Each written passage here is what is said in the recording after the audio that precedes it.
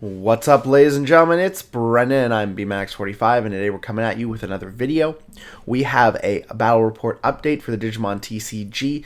We just got back from the last Ultimate Cup of 2024. It was the PlayTCG Ultimate Cup on December 14th, where we took 63rd place with a record of 4-3-1, so 4 wins, 3 losses and 1 tie. The tie actually probably should have been a win, but we went into time. Well, it actually was a win if we hadn't gone into time, basically.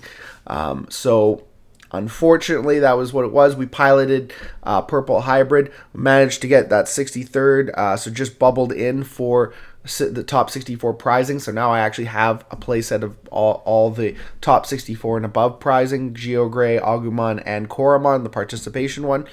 But I'm missing 2 of the top 32 RizeGreys, so hoping that the last 2 Ultimate Cups for this season are in February. Hoping I can come back and score another top 32s, or at least one, and then I'll have to buy one RizeGrey.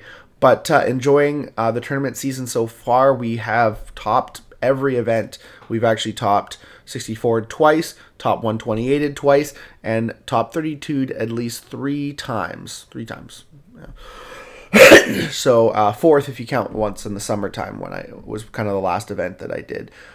So we've had a pretty good year, way better year than the previous. Done a lot better, so I'm happy about that. Definitely better than the February season, so definitely happy about that.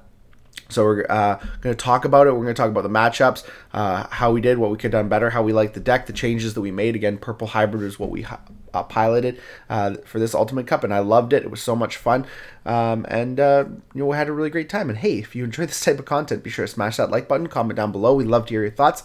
Subscribe to that channel and hit that bell for notifications so you don't miss a single minute of the fun. And we do appreciate all your support. We are up around 325 subscribers, so it's always great seeing new people, and we're making a lot of progress.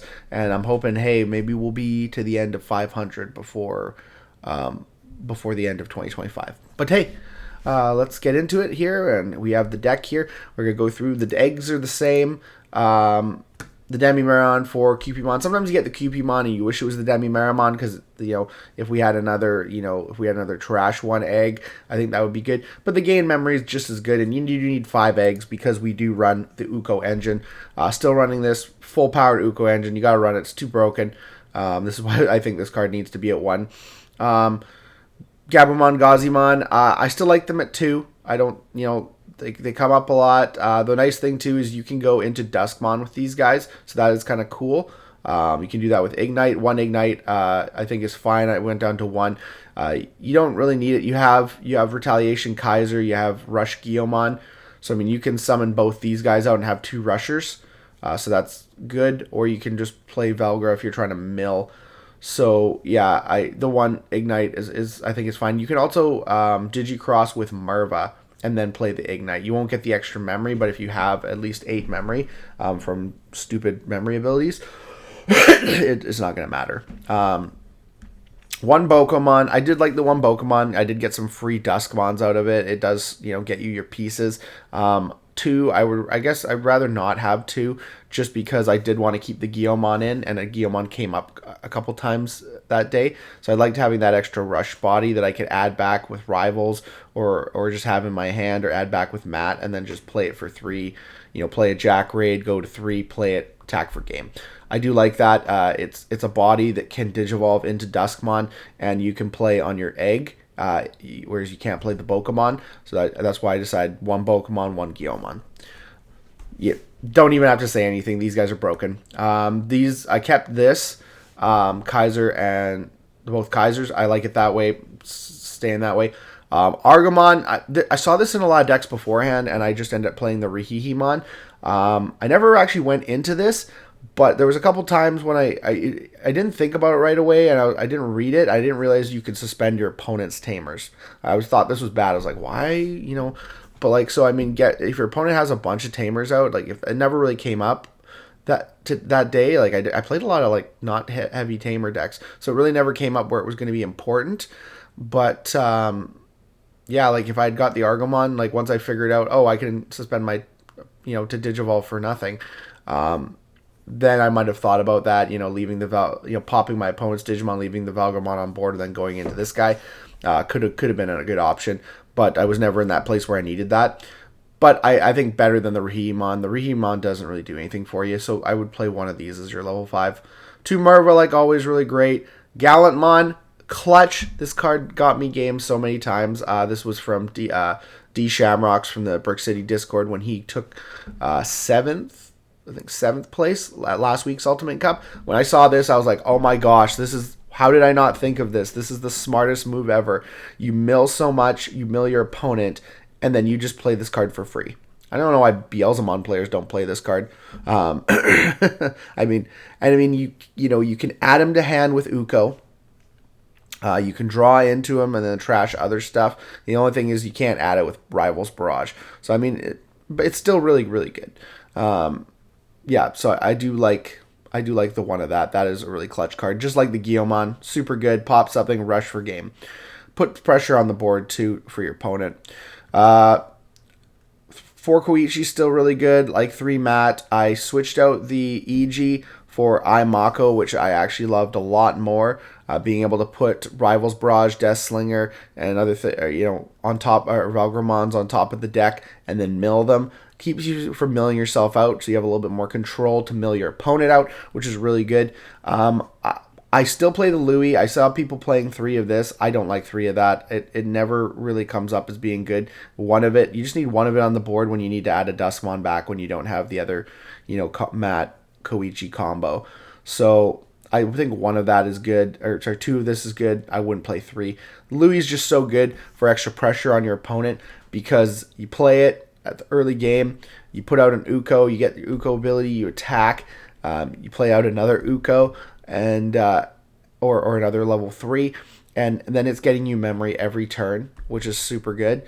And yeah, just good tamer option. So I do like the one Louis. I wouldn't change it since we're playing the Uko engine. Into our options, 3, 3, and 3, 3, and 1. Yeah, Colin's just too good, especially because you can play it and not pop anything and add 2 targets back.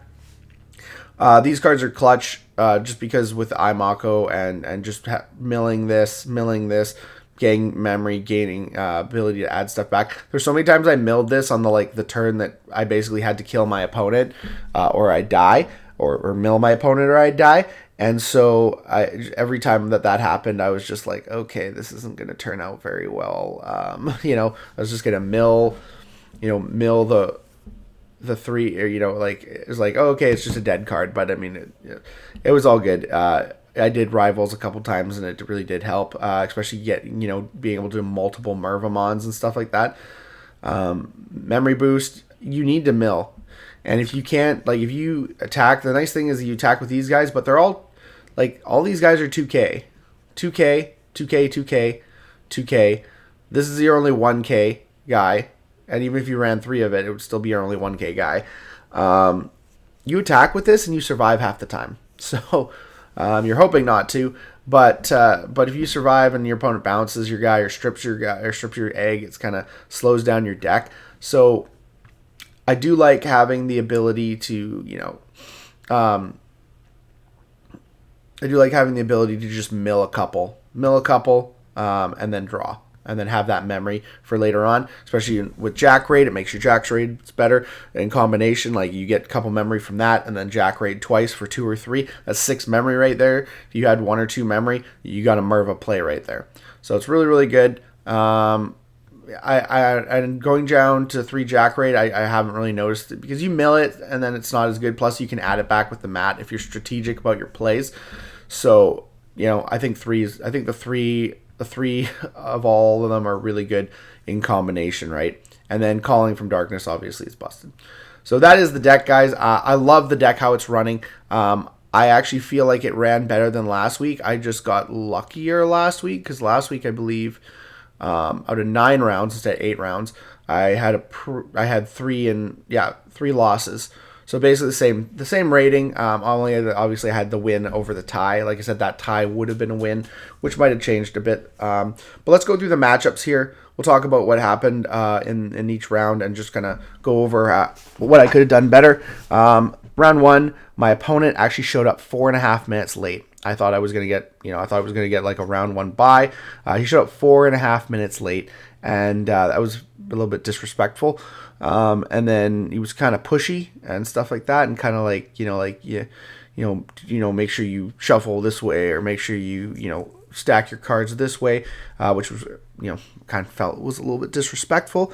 And then he played 7 Demon Lords. That deck is actually a hard matchup for this deck. They don't put enough stuff on the board to mill. They often, clear my board, clear my tamers, use like things like Lucimon or trash my security. So it's kind of hard. You got to watch out. I didn't really draw optimal hands to start out with too, so I was slow going trying to get my stuff in the trash and stuff like that. So it was definitely difficult to say the least. And then, especially like, I think I had one game where one of the games after like the first level 3, I just didn't get anything. So I was just leaving my raising empty. So and then of course he was able to just keep pounding up his, and I can't blow up his stuff either, or else I get him to Agudamon faster. So unfortunately I just had to kind of play as well as I could, but unfortunately it was a very hard matchup. So I lost. We only went through game 1 because, like I said, he's 4 minutes late, and then he plays a slow play deck. So while being very disgruntled with me, so we only got through one match. I think he would have won game 2 anyways, but we went into time, so it was just 0-1. Which was unfortunate because honestly it would have been a tie had he been 30 seconds later, because I would have won. I would have won match 1. So round 2, I went 2-0 against Mega Gargamon Rapidmon X.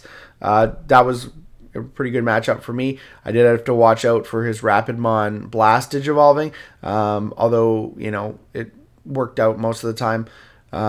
That I was able to just continue to do my plays regardless of what he was doing and get over his Mega Gargamon. So it was kind of a bit of a shutout. It was a bit easy.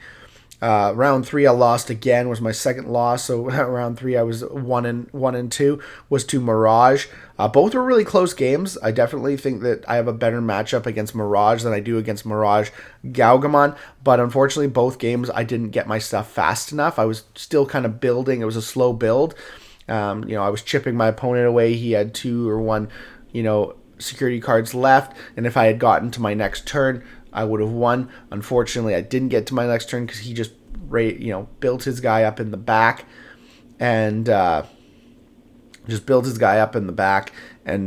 put out boost cards so that he could go straight into Mirage, and then go straight into burst mode, and then just kill me for game. So that was kind of the theme with both matches. But like I said, if I had a little bit more of a faster start, it might have been a little bit different. Round 4, I went 2-0 against Magna X. I have a really good matchup against Magna X. It's hard. It's a hard matchup, but I can get around it. I just have to put more bodies on the board than he can block. And I went 2-0. Round 5, I went Magna X, and this guy here was a little bit grumpy too, because he had lost a couple games, and so he was being really salty. And this is my tie. We went 1-1. I won game 1. He won game 2. We were in game 3. Basically, he had, I had to kill him on my turn, or I was going to lose. I didn't even know we were in overtime because I was comboing so much. I knew it was close, and so I was going through the combos, playing it out, attacking through all his stuff. I had the Merva play here. I just had to figure out, I played a mat off of my guy, and was having to figure out he had basically blocked. He had one more block and no security, basically. So I basically just needed to put 2 attacking bodies on the board, and then I needed to figure out memory.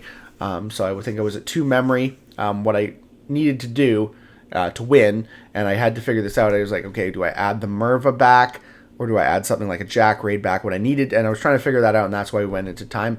Had I had a few more seconds, like 30 more seconds, all I would have needed to do was add back the Jack Raid. I would have had 3 copies of Jack Raid that got me 2 cards each, because I was over 20. Wasn't quite to 30, but I was over 20, or there was a 28. So I would have needed to Calling from Darkness, add back the Merva and something else. Then I could have, used the 3 Jack Raids to go from 1 to 7. Would have then played the Merva with the Ignite, which I had in trash, which would have been 8. Played out the monsters, the Rush monsters, which I had at least 1 Rush monster in trash.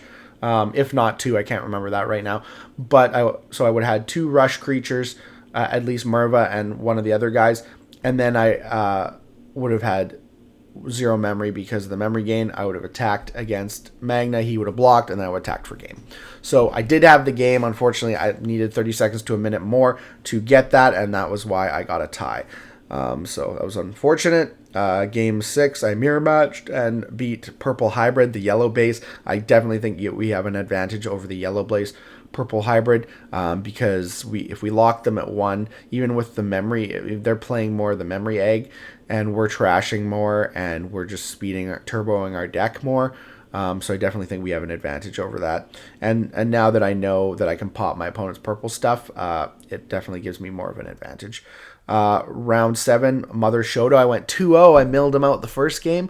And then the second game, I actually won just from chipping. Didn't have a very good hand at all. So that was actually nice, because that's an annoying matchup.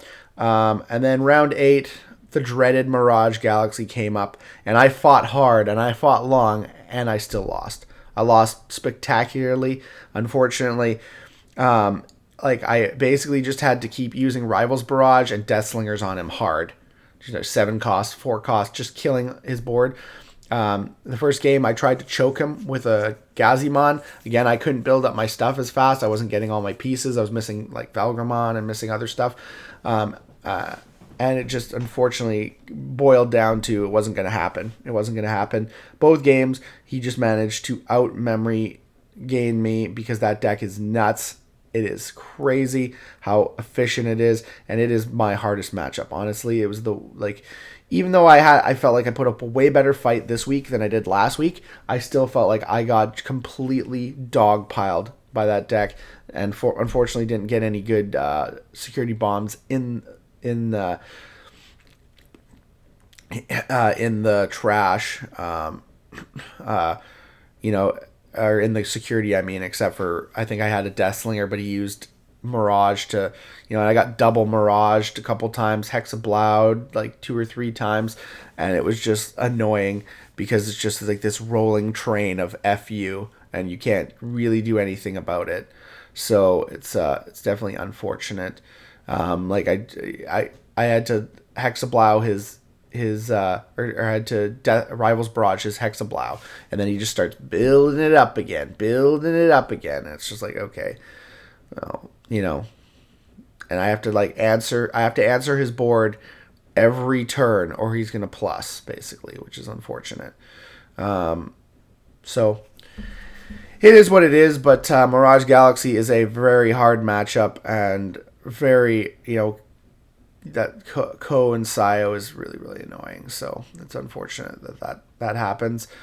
But even if they don't get their tamer, then you're okay. But if you have a Gauzy and they have their tamer, it doesn't do anything for you. So that was my last matchup. I was hoping I wouldn't have made top 32 even if I had won the last match. So I'm glad I at least made top 64 because I checked out the point history. Because I had lost early on in the game, it would have been really hard for me to make top. I know I had done an 8-round tournament where I made top 32 with that same record, but because I lost early on, that's why it wouldn't have worked, unfortunately. So unfortunately, I just had some really bad early matchups, and like I said, could have been a little bit different. I could have tied to 7 Demon Lords had my opponent been 30 seconds later. So it was a pretty good tournament. There was a few things I didn't like about it. Like I said, I just didn't have, as I feel like I had some opponents that were just really poor sportsmen, and that was unfortunate. I tried not to be poor sportsmen as myself. I was literally a little bit upset about the Mirage Galaxy matchup because I literally just every turn it just felt hopeless. And that's kind of the matches I don't like. I like being able to or going against Mirage or against 7 Demon Lords. I put up the best fight I could, right? But they just got a better hand. They had better plays. I had to do stupid stuff to get my deck going, which didn't really help me. But against Mirage Galaxy, I feel like I played the best that I possibly could have played. The only thing that would have helped is had some of my security been tamers or security bombs, and it wasn't. So because when you're only putting one tamer on the board consistently, Hexablau is, just smiling at you, especially in a deck that leaves its board clear every turn. But I digress. That was the tournament results. I had a lot of fun. I'm glad I got top 64.